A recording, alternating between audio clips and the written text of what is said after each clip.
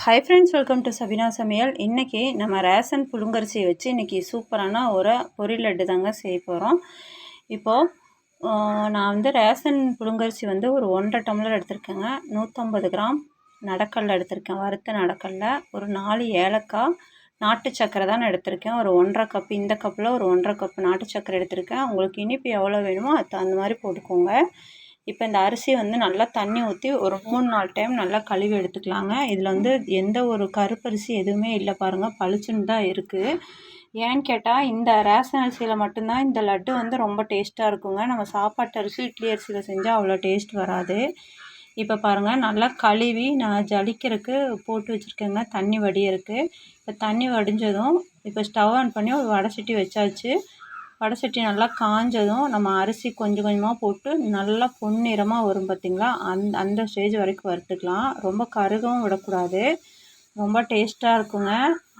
ஃபஸ்ட்டெல்லாம் வந்து ஏதோ ஸ்நாக்ஸ் எல்லாம் கேட்டாங்கன்னா எங்கள் அம்மா வந்து இதே மாதிரி தான் இந்த அரிசியில் வறுத்து உருண்டை லட்டு மாதிரி பண்ணி கொடுப்பாங்க.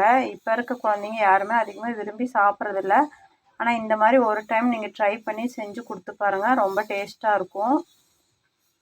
நம்ம வெறும் அரிசி மட்டும் வெல்லத்தையும் சேர்த்து நம்ம உருண்டை பிடிச்சோம்னா அது டேஸ்ட் வராதுங்க. இப்போ நடக்கடலை, தேங்காய், நம்ம வேறு பாதாம் இந்த மாதிரி இருந்தாலும் அதையும் சேர்த்து நம்ம பண்ணிக்கலாங்க. இப்போ நான் ஒரு டைம் போட்ட அரிசி நல்லா வறுத்தெடுத்து ஒரு பிளேட்டுக்கு மாற்றியாச்சு. இப்போ அதே மாதிரி மீதி உள்ள அரிசியும் அதே வடைச்சட்டியில் இப்போ போட்டுக்கிறேங்க. போட்டு இப்போ நல்லா இதே மாதிரி ரெண்டையும் வறுத்துட்டு பார்க்கலாம். இப்போ பாருங்கள், நல்லா இப்போ இந்த அளவு நல்லா வறுத்தாச்சு. இது கொஞ்சம் ஆறட்டும். நான் நடக்கடலையும் ஏலக்காயும் கொஞ்சம் வறுத்து எடுத்து ஒரு பாத்திரத்தில் மாற்றி வச்சுருக்கேன். இப்போ அவ்வளோதாங்க. இப்போ ஒரு சின்ன மிக்ஸி ஜார் ஒன்று எடுத்திருக்கேங்க. தேங்காய் வந்து ஒரு 4லேருந்து ஒரு 5 டீஸ்பூன் போலன்னு எடுத்திருக்கேன். தேங்காய் ஆப்ஷனல் தான், உங்களுக்கு பிடிச்சா சேர்த்துக்கோங்க. சாப்பிடும்போது கொஞ்சம் டேஸ்ட்டாக இருக்கும், அதுக்கு தான் தேங்காய் சேர்த்துறது. இப்போ மிக்ஸி ஜாரில் அரிசி கொஞ்சம் கொஞ்சமாக நம்ம வறுத்த அரிசியை போட்டுக்கலாங்க. நம்ம உடனே நம்ம காலி பண்ணுற மாதிரி இருந்துச்சுன்னா நீங்கள் தேங்காய் பச்சையாக சேர்த்துக்கலாம். இல்லை கொஞ்ச நாள் வச்சு நம்ம சாப்பிட்ற மாதிரி இருந்தால் கொஞ்சம் வறுத்துட்டு சேர்த்துக்கோங்க. இப்போ எல்லாத்தையும் பாருங்கள், இந்த அளவுக்கு நல்லா நெய்ஸாக அரைச்சி எடுத்துட்டேன். இப்போ மீதி உள்ளதும் மிக்ஸி ஜாரில் மாற்றியாச்சு. அதோட அந்த நாட்டு சர்க்கரையும் நடக்கடலையும் உள்ளே சேர்த்துக்கிறேன். சேர்த்துட்டு ஏலக்காவும் சேர்த்து இப்போ நல்லா நெய்ஸாக அரைச்சிட்டு பார்க்கலாங்க. நம்ம அரிசி வறுக்கிற டைம் மட்டும்தாங்க இது உருண்டை பிடிக்கிறது, டக்குன்னு செஞ்சிடலாம். பாருங்கள், இப்போ எல்லாத்தையும் இந்த மாதிரி நல்லா நெய்ஸாக அரைச்சாச்சு. இப்போ நம்ம நாட்டு சர்க்கரை சேர்த்துருக்கோம் இல்லைங்களா, அதனால் கொஞ்சம் நல்லா பிசைஞ்சு விட்டுக்கலாம் கையில்.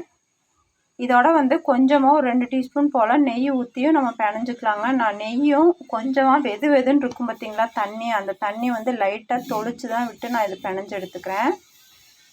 பாருங்கள், தண்ணி நல்லா வெதுன்னு இருக்க தண்ணி நான் கொஞ்சம் கொஞ்சமாக ஊற்றி நல்லா தொளிச்சு இப்போ எடுத்தாச்சு.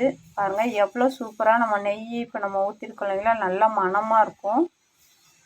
இதே மாதிரியே நம்ம ஒரு லட்டு நம்ம செஞ்சுக்கலாங்க. செஞ்சு நம்ம இது வந்து அப்போவே தீர்றது, நான் எல்லாத்துக்கும் கொடுக்குறங்காட்டிக்கு நான் தேங்காவை பச்சையாக அப்படியே சேர்த்திருக்கேங்க. நீங்கள் வந்து கொஞ்சம் ஒரு 6 மாதம் 3 மாதம் வச்சு சாப்பிட்ற மாதிரி இருந்தால் தேங்காவை மட்டும் நம்ம அரிசி வறுத்ததுக்கப்புறம் வறுத்து எடுத்துக்கோங்க. இது எங்களுக்கு உடனே காலி ஆயிரும், அதனால நான் தேங்காய் வந்து பச்சையாக சேர்த்துருக்கேன்.